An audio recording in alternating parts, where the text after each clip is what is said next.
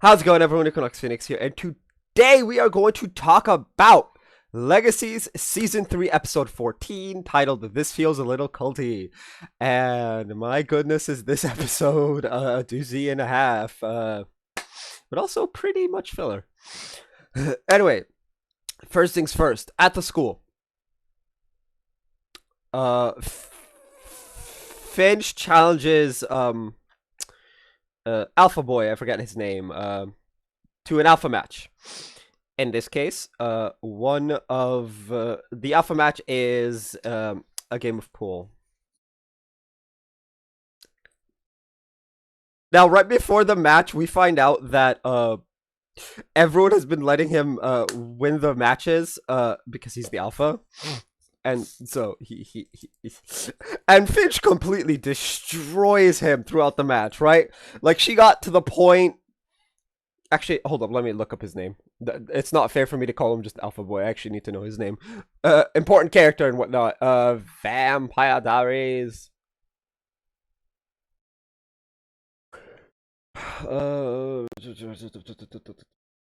This one's it's actually the episode's actually pretty cool. This feels a little culty. Oh god. That episode.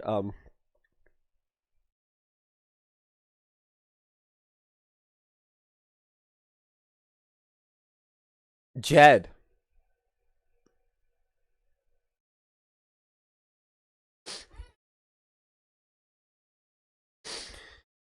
It's funny because I'm pretty sure he was dethroned as Alpha by Landon's brother, Raphael. Anyway, so Jed versus Finch. Finch lets him win after seeing how much being the Alpha means to Jed. And then obviously they have a party, you know, man of the hour type things, and he straight up calls her out on it, and she's like, "Well, I don't drink," and yeah, she just straight up admits to letting him win, because she saw how much it meant to him, which is actually very sweet, and you know, after the heart to heart, they go, yeah, if people can change, so can the rules, which, you know, it was nice. Anyway, now, Dorian, Alaric, and MG. Well, Dorian and Alaric are out searching for MG. Unfortunately, the place he's located happens to be, there's a lot of animal attacks where they're drained of blood recently. And so Dorian just straight up abandons MG. He's like, yeah, it's definitely MG. He's a ripper. We gotta kill him and whatnot. And it's just like, oh no. Well, he never said kill him. He's like, capture him, tie him up, kind of thing, you know. Throw him in the hold, as it were. Alaric's like, no, I don't want to do that. I don't, thinking the worst in people brings the worst in me out. I want to give MG a chance. Unfortunately, in the process of burying the latest body, Dorian gets attacked by, you wouldn't believe it, because I didn't believe it, and none of the characters in the show believed it. By none of the characters, I mean Alaric. Dorian gets attacked by a Wendigo, of all things. Yeah, Alaric says a lot throughout the episode. It's never a Wendigo. Because for some reason, that seems to be like the meme of the show, that it's never a Wendigo. Well, hey, it's finally a Wendigo. I don't know how many episodes in, but it's finally nearly three whole seasons in, because we don't have that many episodes of this season left. It's finally a Wendigo. And after it attacks Dorian, he finds MG's Batcave, and then Alaric finds MG's Batcave. I call it a Batcave because that's pretty much what it is. Anyway. So we discover that MG has been protecting people in the area. But as the Wendigo goes to attack both Alaric and Dorian, MG comes in, saves the day by taking off his daylight ring and shoving his hand straight through the Wendigo's chest and pulling its heart out. Its heart that's made of ice. Guess what happens when a vampire... Y'all remember what happens when a vampire is exposed to sunlight, right? My hand is literally right underneath my light right now. It lights on fire. This is the second time he's taken off his ring and gone out in the sun to save someone. Now, the heart melts, and he puts the ring back on, and he's like, "Yeah, it's a heart made of ice. Thanks for distracting it," which is actually pretty cool. I like that I'm to go. Now, Hope, Lizzie, and Josie side. Ooh, the meat and potatoes of the episode. Ooh. And the reason for the thing. Anyway, Josie, not realizing that Lizzie has joined a cult, technically, takes Hope, tricks Hope into going to where the cult is, and in the process, Hope gets cult brainwashed, and so does Josie. Now, as a result of Hope being there and praised by Andy, who is the leader of the cult,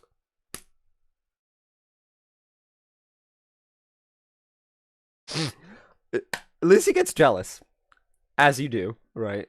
As you do, and that's literally your entire life, is someone else being praised while you get nothing. Boy, do I empathize with Lizzie a lot this episode. Yikes. Anyway, she gets jealous, very much so. Lizzie isn't a bad person. She's just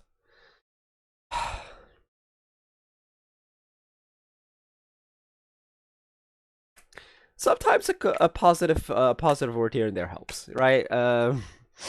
Which Lizzie does not get. And so she gets really, really jealous because it's always about Hope. Now, of course, Hope is literally the title character, as it were. She's the main character. Legacies is because she is the legacy of the Michelson clan, as well as Ansel and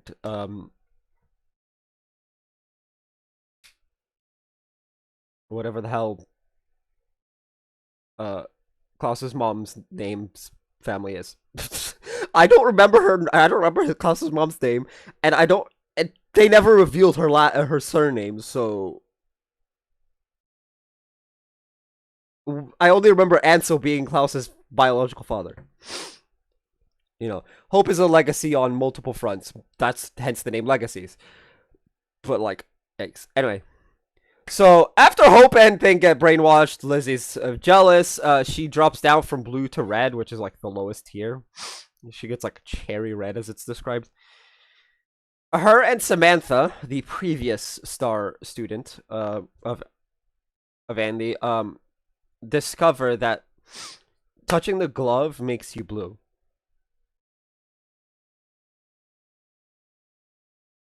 Which is very interesting. It's like, oh. So Lizzie goes and investigates, finds out that it's a drug from Triad. Now she almost gets caught. As a result, she drops the vial and discovers she's been snooping. Captures Lizzie, using Josie of all things.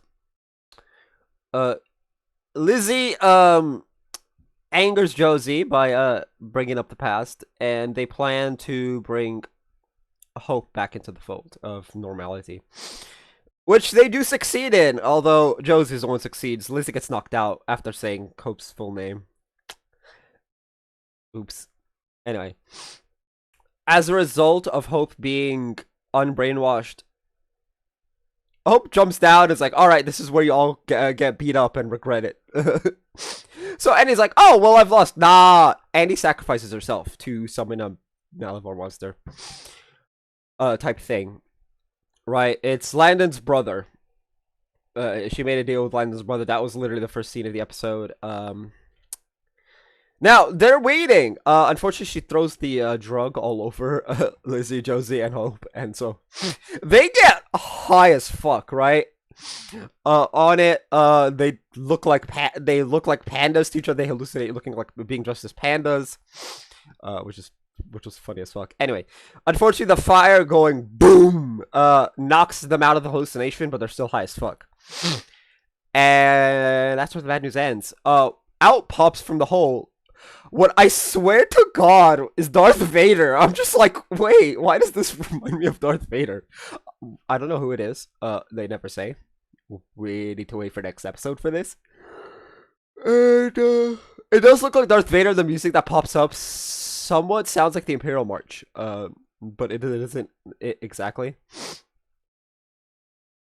And yeah, that's the entire episode covered in less than 10 minutes. Anyway, overall, it's a good episode. You know, we finally get Lizzie back. It's good to see her back. Hopefully, hopefully, they give positive character development to Lizzie. We had character development for Josie, for Hope, for MG. Negative character development for Landon. Like, Landon ran away, which is funny. He didn't go me up. Yeah. Everyone's wishing someone happy birthday on Twitter now. Anyway, tell me what you guys thought of the episode down in the comment section down below. That's gonna be it for this video. If you guys haven't already, hit like, hit subscribe if you're new. I will see you guys next time, and as always, stay bright. Oh, stream today, 11 a.m. PST. Link in the description. I'm not gonna say the website's name. YouTube is a big meanie. Come stop by. I'll be playing Final Fantasy 14. Anyway, bye.